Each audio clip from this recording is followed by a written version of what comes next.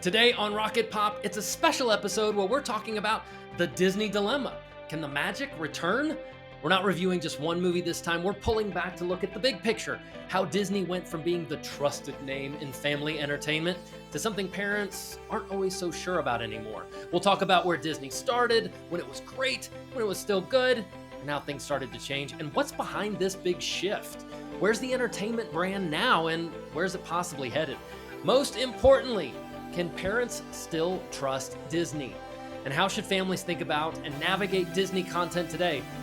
Hop aboard Space Mountain today as we blast off into the wonderful world of Disney. Rocket Pop is go. Welcome to Rocket Pop Reviews, giving Christian families a reliable source for reviews of movies, shows, books, and podcasts. Every 4 computers now have primary control of critical vehicle functions. We're serious about the fun of entertainment. Nice to be in orbit. Roger, 0G, and I feel fine. And now your hosts, Steve Manuel and Jeff Davenport. Stephen, we're talking about one of the biggest brands in the world, definitely, I would say, the biggest known brand in entertainment, Disney. And it's so funny to me to even say that word Disney. We're saying a man's last name. Right. This is the vision of a man from Right. a long time ago. And Right. yet it's almost untethered from an individual. It's just this monolith, right? That's exactly right. Yeah, you and I are both so interested in Walt Disney, the man, what he did with his life, which is unthinkable. What he kept doing was he would put it all on black. Then he would get enough. That was successful. Let's put it all on black again. And he kept doing this and having these levels of success until he built this movie production studio with a full animation studio, et cetera. And we think of it as this conglomerate, huge thing, but there's so much heart built into who he was, into the advent of Disneyland, et cetera. Those are the things that really resonate with us. I think we've spent so much time on his history that when we look at the Disney properties that are being rolled out these days, we kind of go, what is this Frankenstein, and can we ever get back to where we started? I guess that's our main concern, right? Yeah, I agree. Well, so if you don't know much about Walt Disney was this guy from the Midwest. He was obviously a very gifted illustrator and animator, and he started drawing cartoons right at the advent of animated things. And so he started creating these characters, Oswald the Rabbit, and then eventually Mickey Mouse. And it's his story is just one of these, like, you can't draw a lot of lessons from it. Because if you were to go, okay, a talented person with a lot of gumption really tried hard. Okay, how many of those are there in the world? A Yeah. billion of those. Somehow the tumblers fell into place for this guy. And not only did he have all those things going, he was just an honestly good guy. Overall, this was just a good man who had these really, and his goodness, though, back in the 1930s, 1940s, was not unusual. He had Midwestern values that today might seem very unusual, but at the time, no, that's just how men operated. We're good people who try to do the right thing. And that's what he tried to do. And things started just moving along. Mickey Mouse took off, and soon he found himself on the cusp of what became this giant empire. And he decided, okay, we've got Disney Animation. They were churning out lots and lots of these shorts. If you don't know this, what they used to do when you go see a movie, they would put cartoons at the beginning along with newsreels. And he was producing some of these cartoons that were the most popular. Everyone loved these characters. So pretty soon he was sitting on a good pile of money. He had a bunch of great animators. And he said, going to your point about let's put it all on black, let's make the first full-length feature animated movie. Unheard of, unthought of. And everyone said, great idea. What a wonderful way to lose everything that you've already put together. That's right. This is the smartest bad decision you've ever made. So in 1937, Snow White and the Seven Dwarfs came out and could not have been a bigger hit. Was so miraculous, unbelievable, blew everything out of the water. Suddenly, the Disney studio was off and running, producing animated movie after animated movie. It went to Pinocchio, Cinderella, Peter Pan, Lady and the Tramp, just kept growing and growing. And so these animated, every time there was a new Disney animated movie, it was an event. This was a massive event, not just for children, but for adults. And Disney, his mindset was always, look, I'm making movies for kids, but not just young people. I'm making movies for adults and the kid inside of them. Nice little philosophy. There's something pure and good in all of us, and I want to appeal to that. Then they started to transition as well, not transition, but they were doing animated, and then he started feathering in live action movies that all had the Disney brand on it. Treasure Island, 20,000 Leagues Under the Sea, Swiss Family Robinson, Yep. and then the mother of them all, the musical mother of them all. You know what it is? Mary Poppins. Mary Poppins, practically perfect in every way. Mary Poppins, 1964. This thing broke all sorts of grounds. You've got Julie Andrews. You've got these songs by the Sherman Brothers. You've got a mix of animation along the way. Just couldn't have been a bigger hit. So Disney's taking off. And then Walt Disney died. Walt Disney died in 1966. This guy was Selfish when you think of what could have happened to the company. Could he have made another 20 years of movies, and he leaves? He leaves the scene. He quit Earth and died. And it's hard to overstate what we could call him a control freak, or we could call him someone who just had a clear vision on everything. He had a clear vision on the movies. He had a clear vision on building Disneyland. He had a clear vision on what Disney World would turn out to be in Florida. He had a clear vision of Epcot. There's a whole episode we could do about what Epcot was originally going to be. This is such an overused term. Like he is the sui generis of this term, a visionary. This man was a visionary, and anything that didn't line up with his vision, thank you, but we're going to stick with my vision. Yeah. So from 1930, just in terms of the feature films, from 1937 till his death in 1966, he oversaw these things. He was way in on all of these things. And then he died. And there was a vacuum of leadership. There was all sorts of fights over who was going to lead, his brother, also a nephew. It just became a mess. And once that happened, the Disney films started to, and you get movies, real forgettable movies like The Aristocats, Robin Hood, which was, some people have a soft spot in their heart for Robin Hood, not a huge hit. The Rescuers, and then it goes even further downhill with the live action movies, including The Black Hole, which they put a lot of dough into as this sci-fi kind of Star Wars-y type of thing. Yep. The Cat from Outer Space. Yeah, I was about to say that. Condor Man, the Herbie sequels, an animated movie called The Black Cauldron in 1985 was a total disaster. So Disney Studios fell on this incredibly terrible, hard time.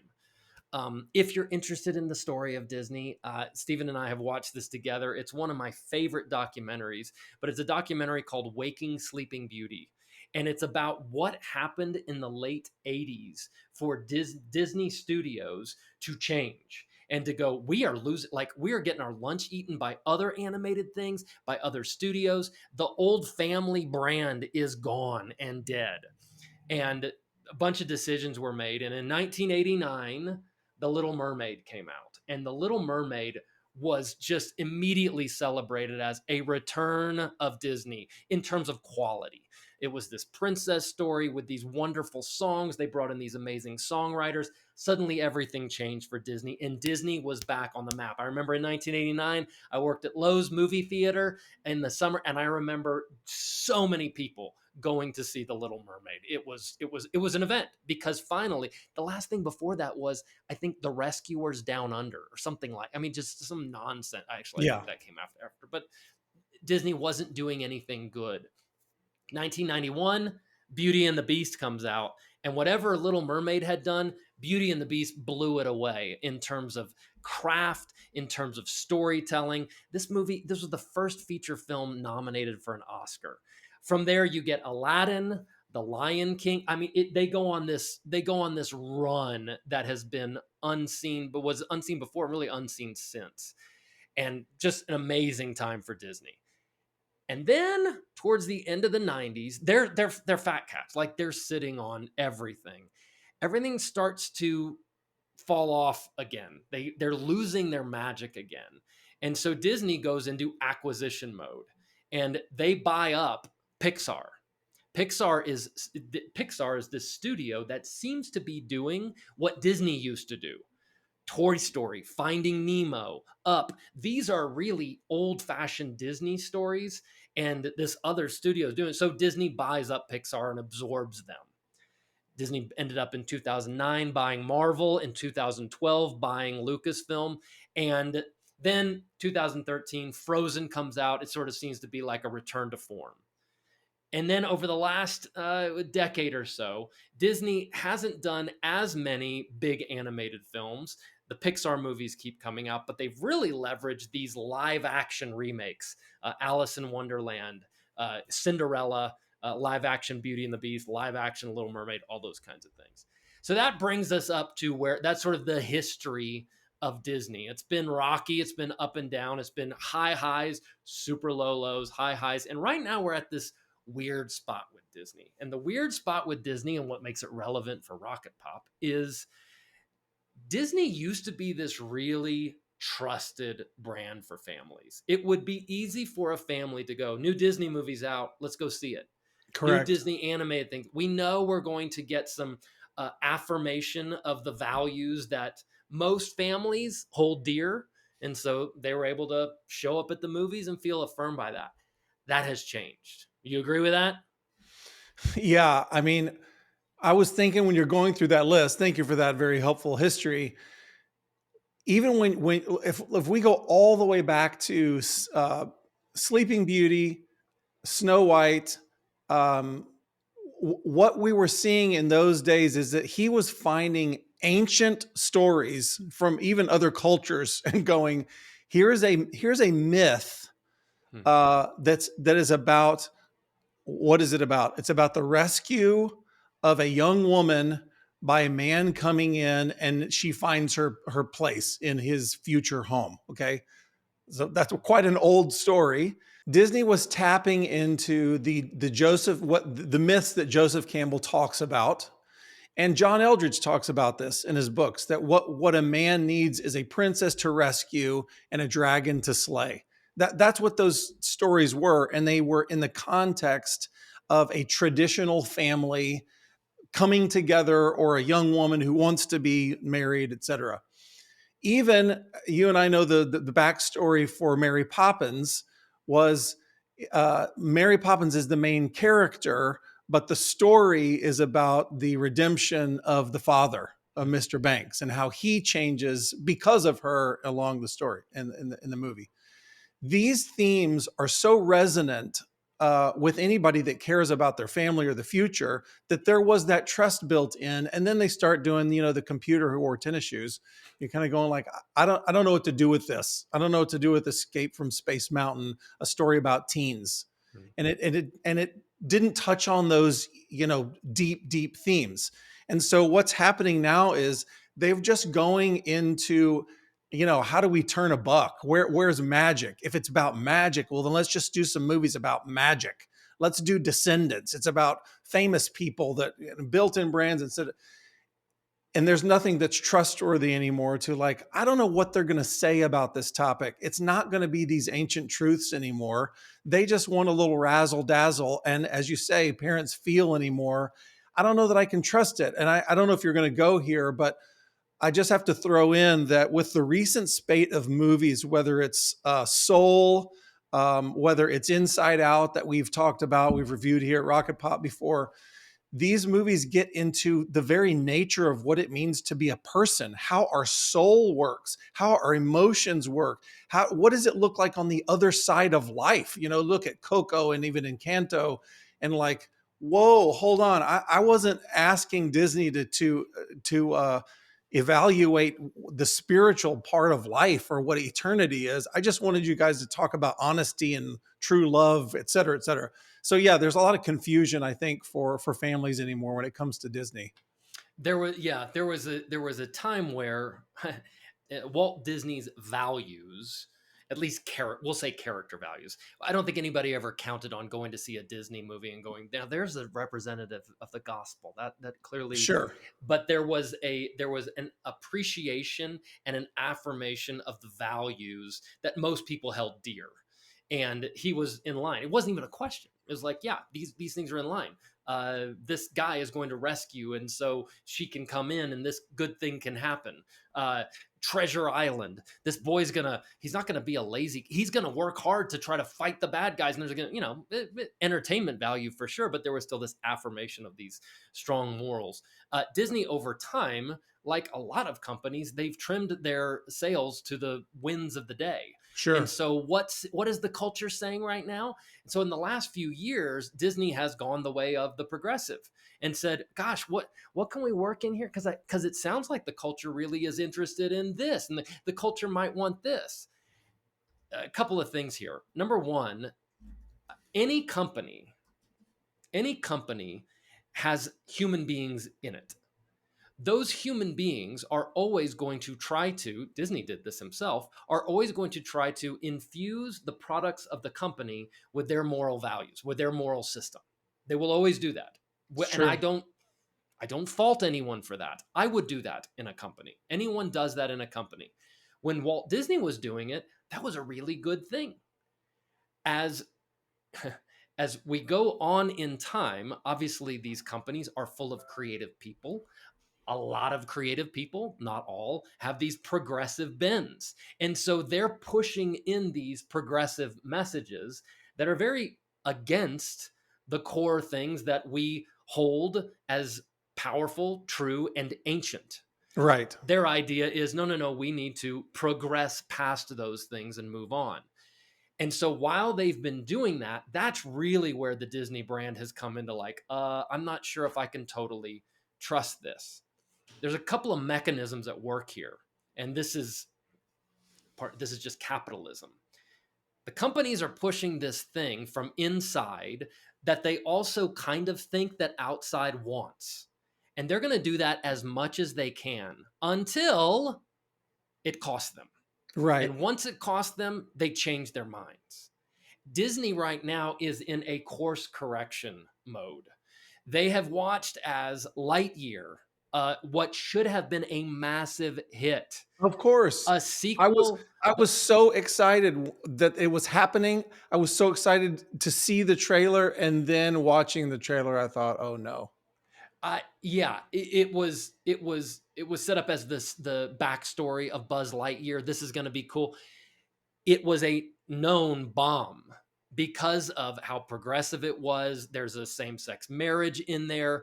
The star of the movie in his junkets would bad talk anybody who would have a problem with this. Those people are dinosaurs. That movie, Did that ever happen again for a different Disney movie, Jeff? it sure did. There was another movie called Strange Worlds, and with Strange Worlds, that movie tanked because they were pushing all of these things. Yes. Again, I want everybody to kind of picture there's two forces that are working to balance each other out. Companies will push, if there are these progressive elements inside, will push those things. It's up to the public to vote with, there's an old cliche, you vote with your dollars. Right. And if you go, well, it's a Disney, it'll be fine. You're voting. You're voting something there. And these companies, they're listening. They're watching the money come in. Oh, and yes. if the money's not coming in, thankfully, we live in a world where that actually causes them to change their decision. So a good, for instance of this, the Disney Plus, Pixar, they had Pixar create a series that's about a softball team, and I can't remember. It's based off of some IP property, IP. And in the story, there was this transgender character, and they were very proud of this and all the creatives got very upset when they heard that character was cut from the show. And Bob Iger, who runs Disney, I assume it was his decision. I think he's a fairly progressive fellow, but he's also a realist. And he's Right. going, sorry, we as a company are beholden not to you people animators. We are beholden to our stockholders. There are Yep. massive stockholder meetings. We Yep. are there to make a buck for them. And Yep. anything that is your idea, I might agree with your idea. If it's not helping the stock, we have to cut that. And so they Right. cut that storyline from that series. And now what's happened to their latest release, Jeff? What is their latest release? It's the live action Snow White. Just came out. Yeah, this one is a complicated one. There are a number of. It's not as simple as the headlines would lead you to believe, which is, well, it got real progressive, and so nobody went to see it. I actually don't think that's fully the case. In fact, studies have shown that it did poorly. It did poor in progressive areas that it did in more conservative areas. One of the big problems, a couple of things that happened with this movie was you could just flat out say people saw the trailer and found it unappealing. There are these weird CGI dwarfs that everybody who saw the trailer said, that's weird, I don't want to see that. There Mhm. was stuff that the star said that was political. Both stars said things that were political on other ends of the spectrum that caused some people to go, Disney more and more. Go ahead. Well, like Buzz Lightyear, what happened specifically, regardless of your moral stance on anything this Snow White said, and to the press, was the fact that she was actively stomping on the grave of Disney properties, these historical Disney properties. I know you're just like me, Jeff. You see the minivans drive through your town that say, I'm a lifetime member of Disney World. And like, there's, guess what? Americans value the history of Disney. Yes. They like these old movies. They show Mary Poppins to their kids. These things matter to us. This girl comes out and wants to mock the 1937 Snow White. I was thinking when you mentioned Snow White, you and I have been to the Disney Animation Museum outside of San Francisco and seen the Oscar that they made specifically because it's got Oscar and then 7 little Oscars behind it for the 7 dwarfs. Anyhow, to have someone actively stomping on the history of the company in public is not a good look, and immediately made people who would have wanted to see this Disney movie think she's our enemy. Mhm. We don't, she doesn't believe in the things that we believe in. Sorry.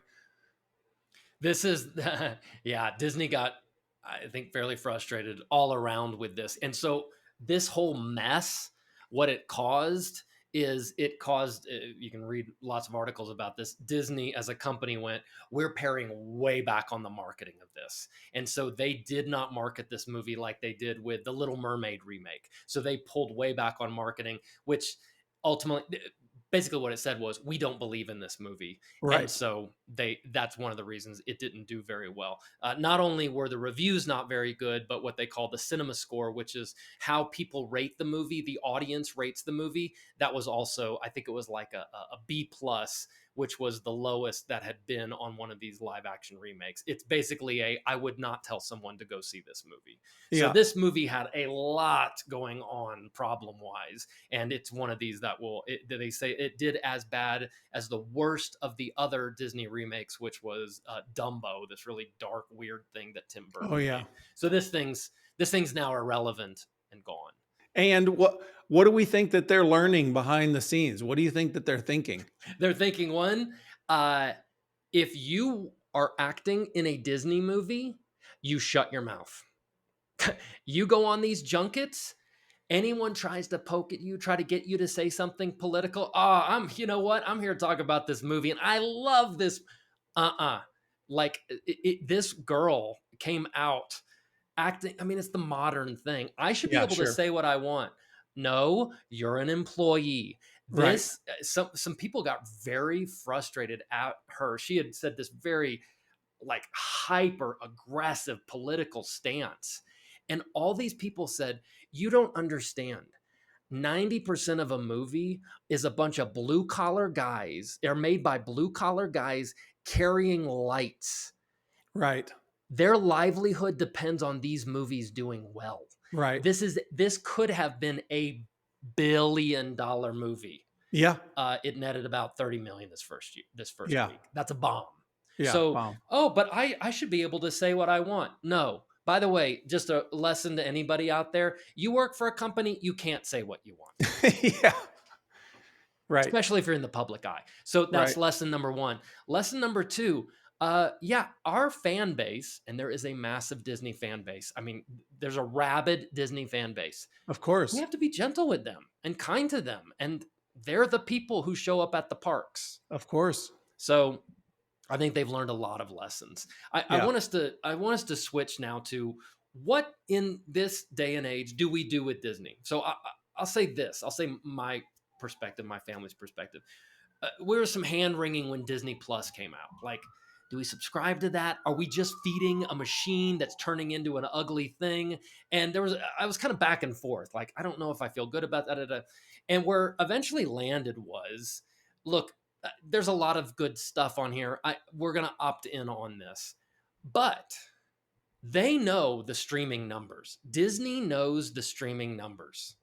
And I can vote on what my family says we want more of this by what we tune into. They know. And there is a trove of things. And by the way, I'm not saying so every one of you should subscribe. No, if you're like, I'm not subscribing to that, please stick with your guns on that. Sure. But for my family and I, you can look through our history and go, that's a lot of old stuff. That's Yeah. a lot of that ancient stuff. You're darn right it is. Yeah. Yes, we're watching 20,000 Leagues Under the Sea. Right. Yes, we're watching Swiss Family Robinson. Oh, they Right. watched Mary Poppins again. Yes, we're Yes. watching these old things because I want to, we love these. These are great, well-told stories that affirm true truths that we know in our hearts. But also, I'm letting Disney know, hey, this new weirdo thing you made, we're not even watching the trailer for that thing.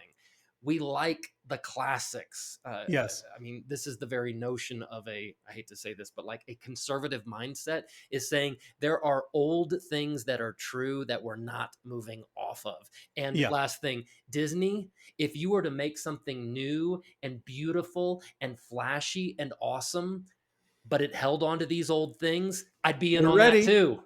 Yeah. We're ready. That's We why love Toy Pixar was Story. fun. Yes. We love Toy Story. There's a lot of values in there that we want repeated among our children. We don't like Strange World. We're not going to watch that.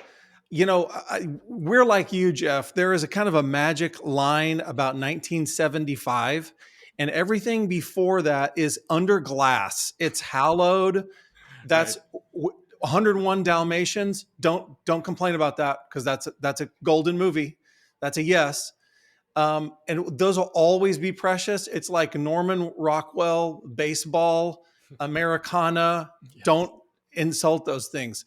But Disney has moved into the arena now of they're like 20th Century Fox. When a 20th Century Fox movie comes out, you don't go, oh, a 20th Century Fox movie. It's just another studio movie. And we're going to have to evaluate it on its own merits. And we're going to have to decide whether that's something we can see anymore. We didn't used to have to do that with Disney, and now we do. So if they could get to a place where we could trust, oh, they've had 5 really good movies in a row, I think we can be excited for the next thing, even if we don't know anything about the story, et cetera.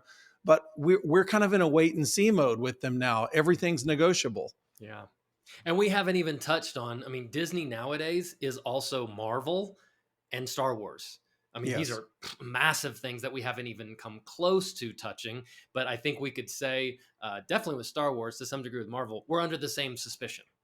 There was a time where a new Star Wars movie, we're going to feel good about this in general. Now, I'm not sure about this. What values are they trying to promote? It just feels like I don't know what I'm going to get anymore. Jeff, one of the things I like about being in touch with you is that you're always aware of scripts that are under development. You know about production deals. Is there anything coming up that's on the horizon of Disney that you think this might be something that's good? We can look forward to this. Not that I know of. I know they're doubling down on Frozen. So you're going to see, like, I think a couple of Frozens coming out.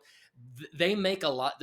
Snow White, to the contrary, they make a lot of money off of live action remakes, and so there's a live action remake of Moana coming out. I'm not saying I'm excited about that. I'm just saying that's the kind of thing that they're going Yeah. towards. So do I know? I don't know much. I just have to throw into this conversation. One, okay, they can make live action remakes. We already know the story. We already like it. We know it's going to be a win. It's a lazy move that just generates money out of zero creativity, except that, I guess an animator is making it happen. We didn't even touch on how a Disney princess has evolved over the decades, and that we now have, I think they refer to Moana as a Disney princess, and there's nothing there. I mean, we could go back 20 years and see the goals and aspirations of these princesses, what they think of as success in life versus a failure, their fears, etc. Just a world apart from the first 15, 20 years of the Disney princess, which wasn't even a thing. This is a marketing ploy that was invented like 10 years ago. Oh, the Disney princess. Well, there are also Disney heroes, but I don't guess that sells as many T-shirts. I'll give you 3 data points that says they want to feel embarrassed by the princess thing, and yet they also want to make money off of it. I'll try to put these in order. Number 1, I believe, was when they rebooted Star Wars in The Force Awakens. They changed Princess Leia to General Leia, and even at the very first scene, someone's referring to her as General, and this old man says, "She'll always be a princess to me," or something like that. That there was this move away from that there, which is funny because she's maybe the most active woman in Right. cinema history. Why would you walk away from that? Like, yeah. Second, when they remade Beauty and the Beast or did the live action movie, which I love Beauty and the Beast. I could do a whole episode about Beauty and the Beast and the gospel message that's in Beauty and the Beast. I hate the live action remake. Whoa. And Emma Watson, who stars in it, very upset about the princess thing. And the rumor was she put this line in where someone calls Belle a princess. She goes, "I'm not a princess." She says this in the movie. And then even in Moana, as Moana has taken on princesshood, I think in Moana 2, my girls were telling me the other day that she says something in a song, something like, "I'm not a princess." There's Crazy. this like trying to move away from it, which I guess if you think, well, princess equals this passive, docile woman who's just right. Okay, fine. But go through all of these movies that are princess movies. These are very active women who are going after something good. And yes, often a man comes along and helps them achieve what they're wanting to achieve. If we Not sure why that's offensive. If we as believers say, look at the scriptures, and it says God is a husband who comes to love his bride, the church. Sounds good. Any of these movies where you're seeing something that reflects that, something in your heart should go, yes. Right. This That's is the dream. how Jesus is. This is where we will eventually all end up seeing God this way. And so why not tap into that now? Yeah. All right. Great. Well, Disney, they've had a long history. Some great stuff. My kind of leave with you is you can have some hope, but who knows? Are we really hoping in humans? Probably not. In the meantime, this is the biggest advice I have is if you happen to have Disney Plus or access to old Disney stuff, go find some old stuff. There is just some hidden gold in there that is so fun, so affirming. Yeah, it may be a little slower than the modern stuff, but the values are really strong and you're going to find some things that are very, very enjoyable. Disney, they have had some real magic in the past. Try to find that magic. Enjoy it because it speaks to something very, very deep. 3, 2, 1, 0. Thanks for listening to Rocket Pop Reviews. Don't forget to like, subscribe, and share with your friends. See you next time for another family-friendly review.